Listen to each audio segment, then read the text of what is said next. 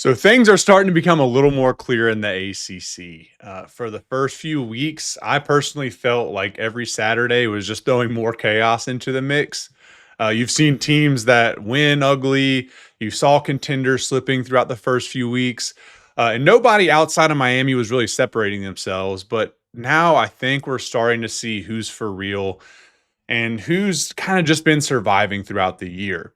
So the picture at the top of the conference is coming into focus, and a few teams are, to me, again, starting to become those separated top tier. Now we've got some real momentum shifts that have been happening over the last 2 weeks. Some programs are climbing fast, and a few are falling apart a little bit. So today we're continuing the power rankings. We're going to break down where every team stands as we head into week 7, who's rising, who's falling, and what teams do I think have actually figured it out as we've surpassed the midpoint of the season so far. All right, so we're going to start talking about the teams that are rising up the rankings. And these are the teams that I talked about that are building the momentum, that are starting to prove some doubters wrong. And I'm happy to put some stats that are going to be behind these takes. We're going to talk Virginia first. And I've been saying all year that I think they're legit. This offense is good. And they proved it again this week. So after another clutch win, this time it was on the road at Louisville, they're showing that their season's not a fluke. Their offense is confident. The defense really made big plays in this one when it mattered. And that's been something that they've struggled to do this year. And Tony Elliott's group is officially going to be a problem for the ACC. Now, they still might not win the league. There's going to be some competition for those top 2 spots, but they're going to, ruin some more seasons before it's over just because they have the type of offensive firepower to do that. Next, I want to talk Miami. And yeah, I get it. We're talking Miami again. How do they rise when they're at number 1? But when you're 5-0 and you're separating from the rest of the league to the extent that I think that they are, I still have to consider that a riser. And the Canes, they dominated Florida State for 3 quarters. The final score doesn't quite show that. It was a sloppy fourth. And even with that, this team looks like it's playing playoff level football, and they have that playoff level edge. They're really physical in both trenches. Carson Beck, I was a doubter, but he looks in total control. And right now, I don't think you can view him as anything other than a stranglehold in the ACC lead. I want to move on and talk about Duke, and I think they're ascending too. They had a road win at Cal, and it was a really good comeback. They trailed early, and then they simply exploded. Darian Mensah, who's just been fantastic, went 22 of 30, 265 yards, 2 touchdowns. Their running game continues to look good. Nate Shepard had 91 rushing yards, 2 touchdowns himself, including another long run of 46 yards. And their defense is really coming around. So they struggled to force turnovers early, but now, last game they picked off the QB 4 times. They had 0 turnovers on offense, and that's the balance you want to see from Duke, offense and defense carrying you. And I want to talk about SMU. They're quietly rising. They dominated Syracuse 31-18. Kevin Jennings is coming around, 285, 4 TDs, really good completion percentage. And the defense just did its job too. They got some stops. And they forced turnovers. So their conference win streak continues. Their out-of-conference losses look kind of bad, but hey, they're right there where they want to be. And the kind of consistency they're showing right now matters a little bit. So that's it for the risers. Virginia's proving their defense can kind of match their offense. Miami's continuing just to build that legitimacy that you expect.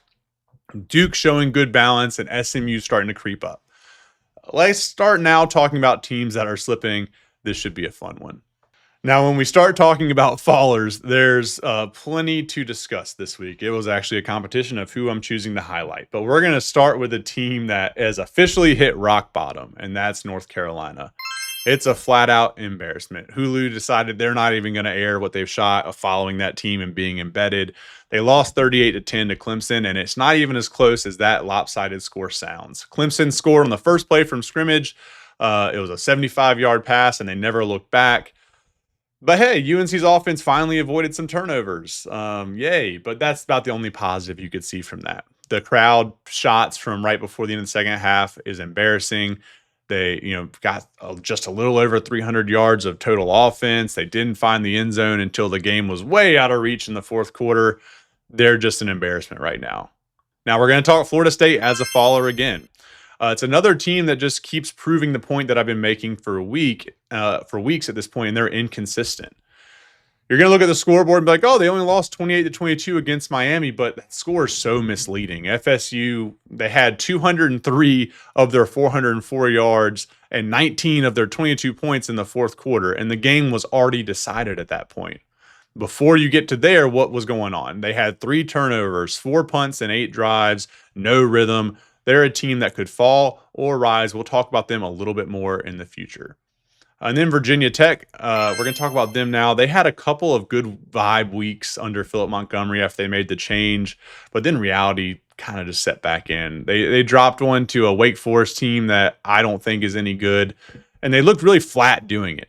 They got into the red zone 3 times in the second half, couldn't get it in the end zone. Kyron Drones threw for only 111 yards and a pick. It's not sustainable offense. It's kind of a they are who we thought they were situation. Now, California, I feel like we talk about California as a riser or faller every week, and that roller coaster continued. So they jumped out to a big lead on Duke, and then they completely imploded. They gave up 38 unanswered points. They turned it over 4 times. They couldn't run the ball at all. Their freshman quarterback now has 6 interceptions in his last 3 games.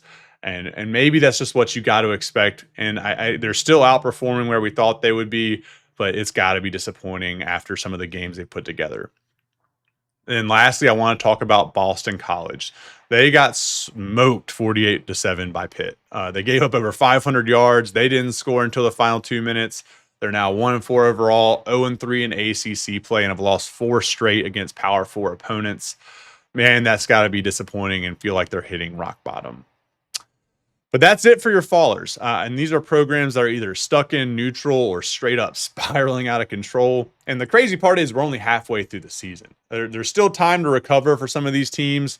But for the other few of them, it might already be too late. And I don't see a path to recovery for them. All right, so let's pull up the full rankings board. We've already broken down the teams that are rising and the teams that are falling. So I'm just going to quickly hit on the rest of the teams that we haven't had the chance to talk about yet. And talk about where they're standing heading into week 6. I know we have talked about Miami, but they're number 1, so I'm going to give them one more shout out. They are still clearly the top dog. No changes happening here. They're the most complete team in the league, and they're going to get a week off before they have a really huge matchup with Louisville coming up.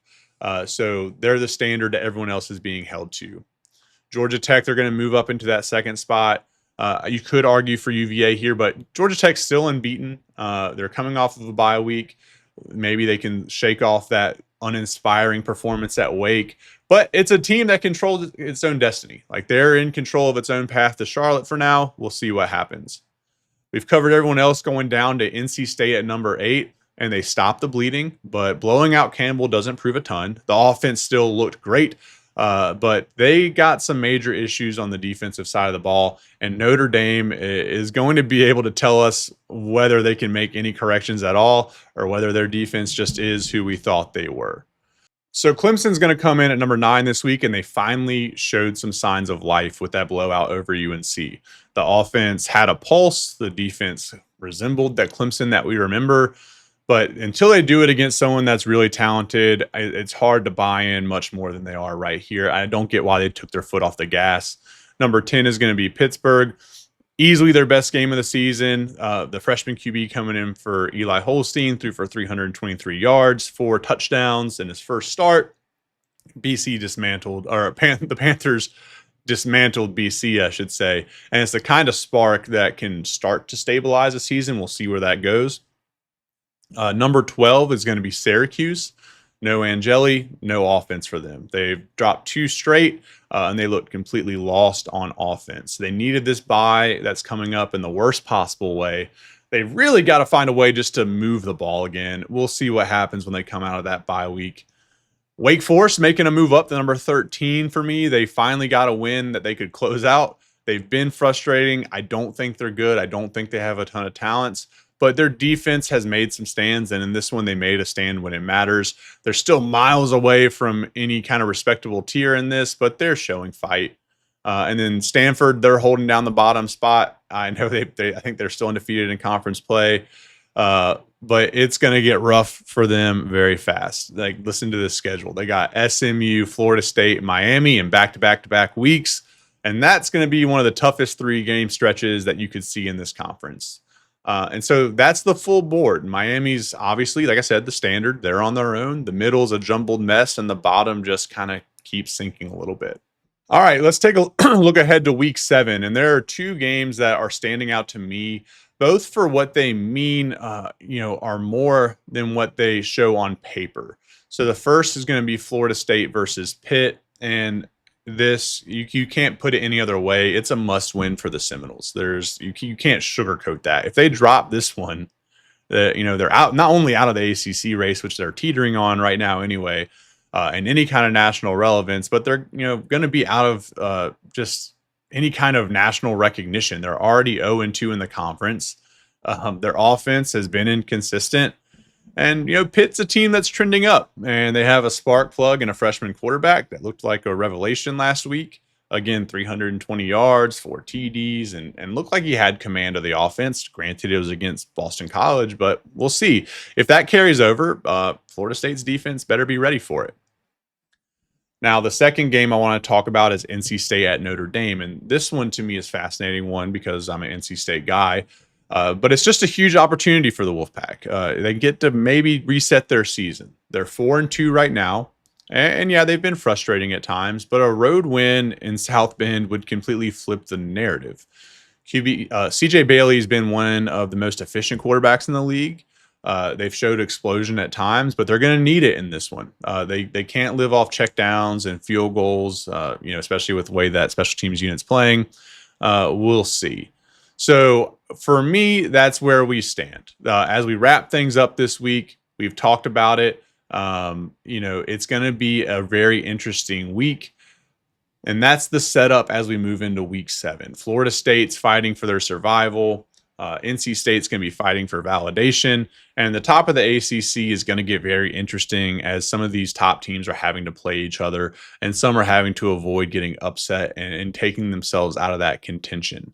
Stick around next week. We're back here every week with the power rankings. Let me know in the comment section what you think. Am I overrating some? Am I underhyping some too much? Let me know. Let's have a discussion in the comments. Appreciate you being here. Hope to see you guys next week.